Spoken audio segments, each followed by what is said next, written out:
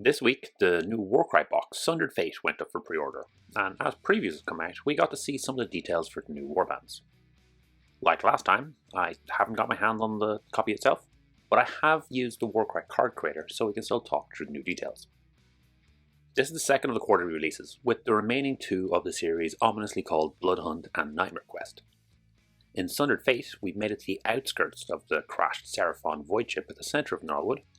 This box has 2 warbands, lots of scenery, a special campaign for 2 warbands, and it seems to have some extra cards, not just the train cards you'd usually expect, but possibly some new deployment, victory, and twist cards, as the box has 6 of each. We get to see 2 new warbands, the Jade Obelisk, looking to destroy the void ship, and the Hunters of Huanchi, Chameleon Skinks, who are the outer scouts defending the ship. The 2 warbands have very different playstyles, and this box almost feels like a showcase, pitching the slow but high damage Jade Obelisk versus the fast but low damage Hunters of Huanchi. It does look like it'll make for a very interesting game. The Jade Obelisk come from a city where the people have made a pact with a mysterious entity known as the Speaker in Stone, giving them great power and resilience, but slowly turning their bodies to stone. They're looking to destroy the monuments and faces of their opponents with their hammers and picks, and then cut out their hearts to sacrifice them to their patron. Like we've done before, we'll take a quick look through the abilities, then we'll go into detail with the fighters, where we'll consider how the abilities actually come into play. The reaction ability for the Jade Obelisk will reduce damage points allocated to a minimum of 1. We've seen this ability before, and it's fine. Nothing amazing, but it does let your fighter tank up to try survive when they're close to death. Annoyingly, in this particular box, it's not great as the hunters are doing very low damage already, so the minimum of 1 will kick in. The second ability, Stone Warp, is a heal for a double, which is great. It also shows a key aspect of this warband. You have to be within 9 inches of the obelisk bearer to use it, and if you're also within 6 inches of the priestess, then you get the heal equal to the ability rather than half the ability as normal. We'll see this theme of being close to the obelisk appear with later abilities. The next 2 doubles, Hammering Strike and Rock Shattering Blow, are both damage buffs but for 2 different rune marks, Warrior and Destroyer respectively. Both buff the next attack, and Hammering Strike is even more limited and can only be used if you've already done damage to the target this turn, so you'll have to start in combat with them. There are 2 triples. The first, Bloody Tribute, can only be used by the priestess after she has killed an enemy fighter. Very flavorful. She rips out someone's heart and sacrifices it. The effect is a bonus move for a friendly fighter near the obelisk, which is great, but that's a lot of setup for it. The second triple, Gaze of the Idlearch, requires the Beast Rune mark, so it can only be used by that weird bird thing. You get to pick someone within 9 inches and remove half the value of the triple from their movement or toughness. This is a very cool ability, maybe a little tricky to use as you can't always rely on good dice. But being able to drop a target's movement to 1 is almost as good as a net effect, and being able to drop an enemy's toughness can be a big boost for any friendly fighters attacking them. The combination is very flexible, and it's likely you'll have a use for this on most turns. The last ability is a quad, Might of the Speaker, and can only be used by the obelisk bearer. It targets a friendly within dice values of the obelisk, and as it's a quad, it can be tricky, but having the priestess on the battlefield increases the range by 3, which really helps. As it targets a visible friendly, you cannot target the obelisk bearer. You get 2 of any combination of disengage, move, and attack, with the big play here being the 2 extra attacks. Here we have the 3 special fighters for the warband. The leader is a Nephirite Priestess, who at 105 points is one of the cheaper Chaos leaders. Baseline move of 4, slightly low toughness of 3, but a fantastic 20 wounds. Her damage profile isn't great, pretty average for her points, which is a shame as her triple Bloody Tribute requires her to kill someone. Interestingly, there aren't any leader-only abilities for her to use, but lots of abilities are boosted by her being near. Next we have the Obelisk Bearer, who is 110 points. Slow at 3 move, he has 4 toughness, and again those chunky 20 wounds. The damage profile is great, 5.33 against T4 is going to get a lot of work done. He cannot use the Stone Warp heal ability as he's not visible to himself. The quad unique to him targets a visible friendly fighter, so while he can use it, the extra actions have to go to somebody else. All the other abilities require rune marks, which locks him out. He does remain the focus of the warband though, so you'll want to try keep him to the center of things, and your opponent would do well to try take him out. Last in the special characters we have the Idol Arc. This again is just over 100 points at 105 and is super fast at move 8 with fly, but easy to kill with only 3 toughness and 8 wounds.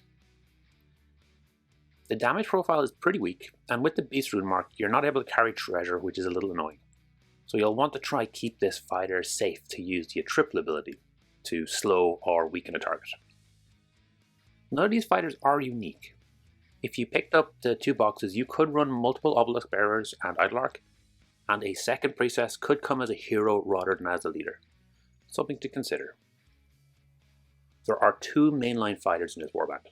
The first are the Desecrators. These are slow but hit like a ton of bricks. For pure damage efficiency per point, the Desecrator with Iconoclast Warpick is second only to the Graveguard with Whiteblade in the entire game. The Graveguard features in some of the top medalists, so this is a really good sign, but it's notable that the Graveguard do get resurrected if they fall, which does make a big difference. The Desecrators have access to the Rock Shattering Blow ability, which as a double will increase strength by 1 and hits and crits by 1. This will up the pick's damage to 10, which against T4 is pretty crazy. As they're the same cost, I would go with the pick every time, since it's doing more damage and with the extra dice it gets better bonus from the ability. The trick here of course is getting this move 3 fighter into position. The only movement ability in the warband is very conditional, requiring the priestess to get a kill, so it might be worth looking at some heroes outside the faction that can help. The Slaughter Priest has a really nice harpoon ability, and the Sloppy Bile Piper's double will give nearby friendlies +1 move for a turn. Next up we have the Defacers, who come with either bows or stonecutter tools, both for the same price, making list building that bit easier. Movement is 4 here, with 4 toughness and 10 wounds, which is good for the points. I might have been greedy and asked for 12 health as a baseline, but that's fine. If you go with the bow, you get an amazing 15 range, but damage is pretty lukewarm. That's only 2 dice you're rolling, and doing 1s on hits and 3s and crits. Even doubling that mentally, since you don't have to move to attack, it's only 2.6 damage. Going for the Stonecutter tools instead gets you a healthy 4.67 average damage. If you remember the video working out the baseline numbers, we're looking for about 1 damage per 25 points, so this exceeds that. So I think it's fair to say this is a slightly above average fighter. Where the Defacers shine is in the ability Hammering Strikes. You do need to have already done damage to the target, so to use this you'll have to have started the turn next to the target, and will be using the double as your second attack. If you have a double 3, the ability brings the average damage to 10.67. A double 6, not unreasonable, brings it to 16.67. That's insane. Dice being what they are, you certainly could whiff everything when you try to attack, but regardless of that, this is a super big ability. Putting together the list from the box is simple enough, as everything adds up to 1000 points no matter how you build it. As mentioned before, I'd probably look at the Warpick and the Stonecutter tools as my preferred options. And from the review so far, it looks like you can build them that way. For allies, any of the siege stuff will make a very flavorful addition. The Sphinx in particular would look great with this warband. Mechanically, I think Sloppy Bile Piper will be a big help. He's 130 points, but for that extra +1 move, you'll be able to get your Desecrators where you need to. The Hunters of Huanchi are the exact opposite of the Jade Obelisk. Rather than trying to come to destroy the Down Seraphon ship, they're here to protect it. They are fast and tricky to pin down, but if you do, they're much easier to kill. Where the Jade Obelisk had 10 fighters, the Hunters of Huanchi have 11 Chameleon Skinks and 3 Terror Wings. Lots of these abilities have the Agility rune mark, and this means the Skinks can use the ability, but the Terror Wings cannot. The reaction is Slippery, which can only be used after they take damage, but then allows them to immediately disengage. This will be incredibly frustrating for the opponent, who constantly has to try and move up and then attack, never able to get 2 attacks against a single target. The Terror Wings do not have the Agile rune mark needed for this though, so they might be a little bit easier to catch. The first double is Agile Climbers, which lets them ignore vertical distance, mostly thematic, but could be great with the scenery in the box. The second double is Envenomed Weapons, which adds 1 to the hit and crits of the next attack. All of the Skinks have this, so it'll be pretty influential for the warband. We'll have a look at it in more detail once we get into the fighters themselves, but typically these abilities that only last one action are a little underwhelming. The first triple is Hurled Bolas and requires a Trapper trait, which the melee skinks have access to. You get to roll dice equal to the ability value, and if you get a 6, then the target loses an action. It's a very interesting denial ability, but with a triple it might be a little bit too unreliable for what it does, and even when rolling 6 dice, you still have a 1 in 3 chance of the ability not doing anything. The second triple, Bellow of the Carnosaur, is a lot more reliable triple, and lets you reduce a target's movement value by 1. That might not seem a lot, but depending on the fighter it could have a big impact. It's more of a nice to have than a always use. This ability requires the Icon Bearer rune mark, which the Huanchi's Claw fighter has. The last triple, Call of the Hunt, can only be used by your Hornblower, who has the Scout rune mark. This gives a nearby Terrawing a free move action, and if it ends up next to an enemy, then you get to do the ability value as damage to that enemy. Triple values aren't always reliable, but this is a free move and consistent damage, making it a great ability. Last, we have the quad, Hit and Run, which can be used by any of your skinks, giving them a bonus move or disengage, and then an attack or move. The Universal Rampage gives you a move and attack, so Hit and Run really gives you the options to disengage and move, or a very niche disengage and range attack, although that does seem a little redundant. Still, the extra flexibility is nice to have.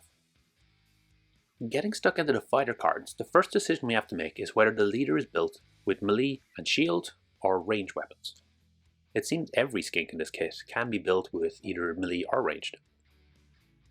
At 6 move these guys are super fast, but with 2 toughness, or 3 when they have a shield, they're pretty squishy. That said, this alpha leader has 12 wounds, which is good for the points.